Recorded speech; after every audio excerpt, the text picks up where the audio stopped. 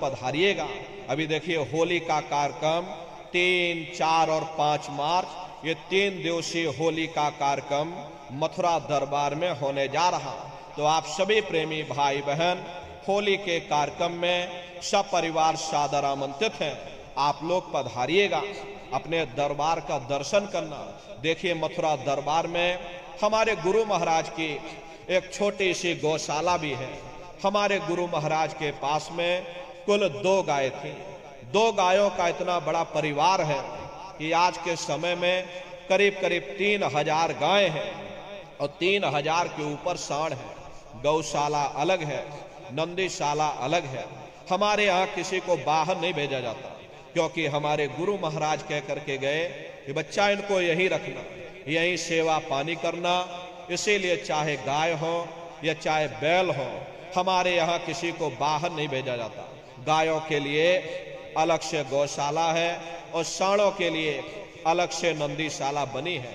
उसी के बगल में अपना बहुत बड़ा कॉलेज है, जिसमें 2,500 से 3,000 बच्चे निःशुल्क विद्या अध्ययन करते हैं। कॉपी किताब, पढ़ाई लिखाई, भोजन पानी बिल्कुल निःशुल्क है। और उसी के बगल में अपना एक बहुत बड़ा अस्पताल है। प्रेमी भाई बहनों, वो गुरु महाराज की कर्म भूमि है और हमारे गुरु महाराज की जन्मभूमि, जहां पर हमारे गुरु महाराज का जन्म हुआ, जिला इटावा, ग्राम खितौरा में पड़ता है। जैसा भव्य मंदिर मथुरा दरबार में बना हुआ, उसी तरह से भव्य मंदिर गुरु महाराज की जन्मभूमि पर बन करके तैयार हो चुका। ये जो आप पोस्टर देख रहे हो, ये गुरु महाराज की जन्मभूमि का मंदिर है। इधर जो ये पोस्टर लगा है, ये मथुरा दरबार का मंदिर है। तो समय निकाल करके दरबार में आप लोग पधारिएगा, अपने अपने बच्चों को भी साथ में ले करके आइएगा। हम लोग ये सोचने लगते हैं, अरे बच्चों को क्या करेंगे ले जाकर, ये बच्चे छोटे हैं, इनको घर में रहने दो, इनको पढ़ाई लिखाई करने दो। अरे पढ़ाई लिखाई जरूरी है, हम आपकी ये बात मानते हैं कि आज के समय में शिक्षा बहुत जरूरी है। लेकिन प्रेमी भाई बहनों, शिक्षा के साथ साथ अच्छे संस्कार भी जरूरी है। और संस्कार को डिग्री और डिप्लोमा कर लेने से नहीं पड़ जाते। अगर डिग्री और डिप्लोमा कर लेने से ही बच्चों के अंदर संस्कार पड़ गए होते तो हिंदुस्तान में इतने वृद्धाश्रम न खोले जाते। संस्कार पड़ेंगे महात्माओं के वचनों से, संस्कार पड़ेंगे सत्संग के माध्यम से। ये बच्चे देश के भविष्य हैं। इन बच्चों के अंदर अच्छी शिक्षा के साथ साथ अच्छे संस्कार डालना ये समय की बहुत बड़ी मांग है। अरे आज के समय में बच्चों के अंदर संस्कारों की कमी देखी जा रही है। वरना पहले के समय में अकेले माँ बाप अपने 4-4 बच्चों को पाल लेते थे।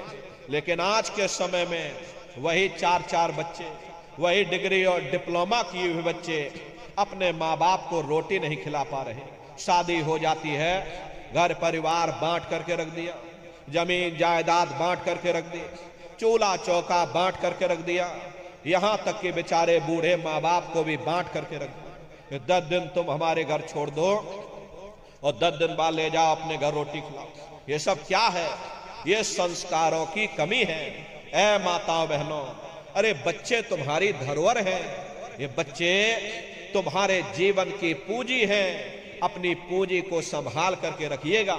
इन बच्चों को आप बचपन से तैयार करो, इनको अच्छी शिक्षा देना, इनको अच्छे संस्कार देना, इनको शाकाहारी बनाना, इनको सदाचारी बनाना, इनको चरित्रवान बनाना।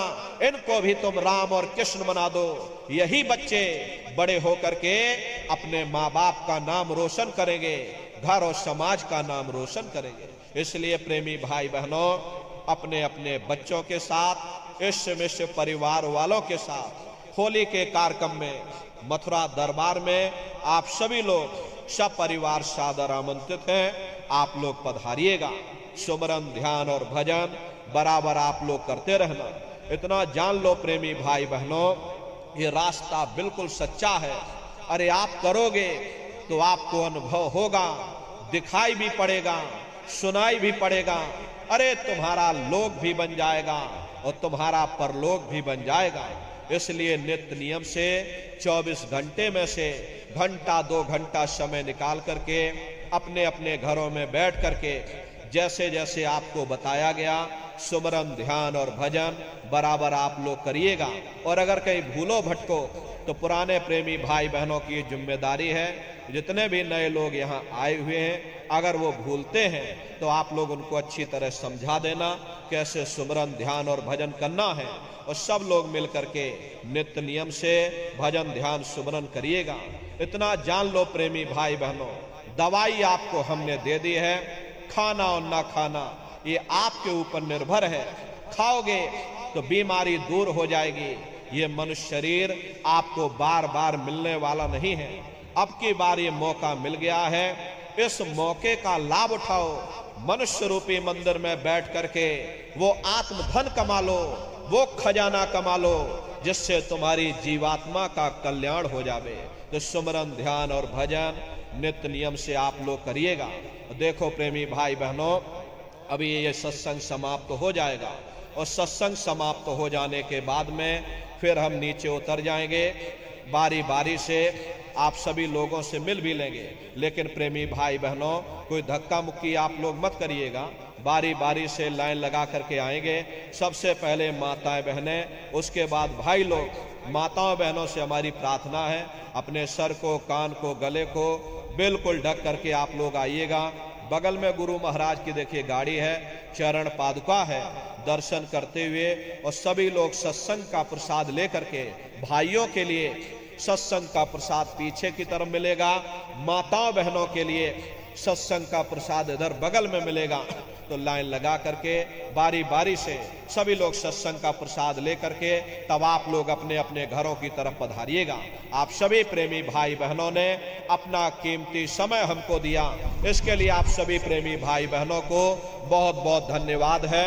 सबका जीवन मंगलमय हो, इन्हीं शुभकामनाओं के साथ में अब हम अपनी वाणी को विराम करते हैं। आप सभी प्रेमी भाई बहनों को बहुत बहुत साधुवाद। बोलो जय गुरुदेव। जय